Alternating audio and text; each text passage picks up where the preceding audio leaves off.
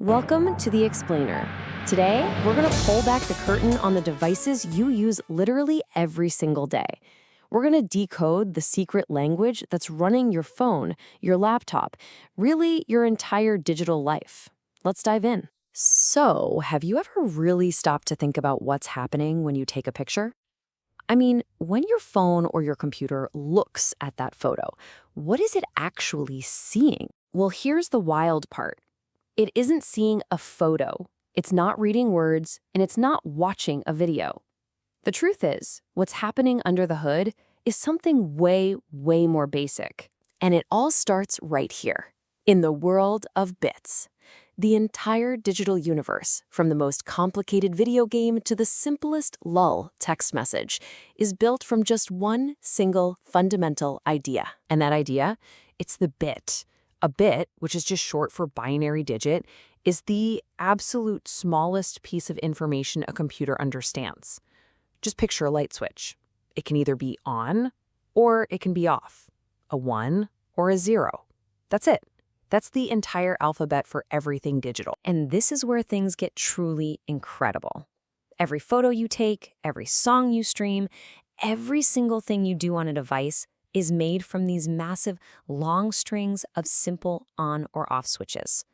It's this mind-blowing complexity, all built from a simple yes or no choice. So if everything is just ones and zeros, how in the world do we get from that to, say, a laughing emoji? Well, we group them together. We create codes. This is how we translate our rich, complicated, real world into a language the machine can actually understand. Let's take a super simple example, the letter A. To a computer, it's just a sequence of 8 bits, 01000001. Now, that string of ones and zeros is just a way of writing the number 65. So how does that become an A? Well, computers have a shared codebook, a standard called ASCII. And in that book, the number 65 is assigned to mean the character A. It's a really elegant little system of translation. Now, to make all this work, we're juggling 3 different number systems. You've got binary, which is base 2, the native tongue of the computer. Then there's decimal, base 10. That's what we humans use every day. And in the middle, you'll find programmers using hexadecimal, or base 16. You can think of it as a kind of shorthand, a practical bridge that makes reading those gigantic strings of ones and zeros a whole lot easier for a person to handle. And this basic idea of coding applies to everything. For text, we started with things like ASCII and then moved to Unicode, which is this enormous codebook that has a number for every character and, yes, every emoji you can think of. For images, we just map out the color of every single pixel. For sound, we take a snapshot or a sample of the sound wave thousands of times every second. And a video? It's really just a flipbook of still images shown super fast. You know, creating this shared language wasn't an overnight thing. It took decades of work, as you can see on this timeline. We go from the first binary systems in early computers back in 1945 to standardizing ASCII in the 60s, all the way to UTF-8 becoming the standard for the entire web in 2003.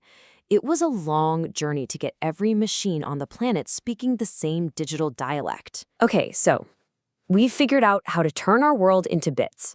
Awesome. But that's only half the problem, right? How do we actually send that information, say from my phone across the globe to your phone? What does the journey of a single bit even look like? Turns out, pretty much every communication system in history, from a couple of tin cans on a string to the global internet, follows this same basic process. You've got an emitter, which sends the information. You've got a receptor, which gets it. And in between, you have the channel that the signal travels through, whether that's a beam of light in a fiber optic cable or a Wi-Fi signal traveling through the air. But here's the rub. Every single channel has one huge, unavoidable problem. Noise. Think of it like static on an old radio or a fuzzy, distorted picture. It's interference that can randomly flip a 1 into a 0 or a 0 into a 1, totally corrupting the message along the way. So the great challenge of all modern communication is this. How do you make sure the message arrives perfectly intact despite all that noise? And the solutions that engineers and mathematicians have come up with are, well, they're pretty genius. I mean, think about it. If some random bit of noise flips one of your ones into a zero while it's flying through the air, how would the computer on the other end even know that an error happened? One of the most common tricks is something called a cyclic redundancy check, or CRC. The easiest way to think about it is like this. Before the sending computer sends its data, it runs a unique little math problem on all those ones and zeros and tacks the answer onto the end. The receiving computer runs the exact same math on the data it gets. If the answers don't match up, it knows the data got messed up in transit and just asks for it to be sent again. It's like a mathematical seal of approval. And it all comes together beautifully right here. These are really the three pillars of communication. You have the protocolos, the protocols, which are the rules of the road that ensure reliability. You have the medios physicals, the physical media, the actual cables and airwaves, which determine the velocidad or the speed. And then you have the controlladores, that error control, like CRC, which provides integridad, or integrity, making absolutely sure that what arrives is exactly what was sent. On top of all that, to make things faster, we compress data.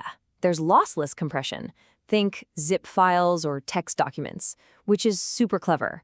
It finds patterns and represents them more efficiently without losing a single bit of the original information. But then there's lossy compression, which is way more radical. This is what we use for JPEGs and MP3s.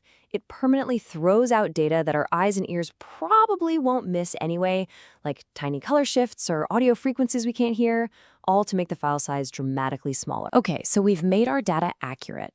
We've made it fast. But in today's world, there is one last absolutely critical layer we need to add. How do we make sure that nobody else is listening in? This is the art of cryptography. There are basically two big ideas here. First, there's symmetric key encryption. It uses one single shared secret key to both lock and unlock the data. It's just like having one physical key for a safe. But then you have asymmetric key encryption, which is the engine behind pretty much the entire secure internet. It's different. It uses a public key that anyone can use to lock a message, but only the person who's supposed to get it has the separate private key to unlock it. The best analogy is a mailbox with a slot anyone can drop mail into, but only you have the key to open it up and read the letters. So when you zoom out, it's pretty staggering. From a simple on-off switch, we've built our entire modern reality. A world of perfectly coded information, sent flawlessly around the planet, and secured with some truly brilliant math. Which brings us to a final big question. With our society, our money, our very lives built on this silent language of ones and zeros, just how fragile or how incredibly secure is the world we've actually made?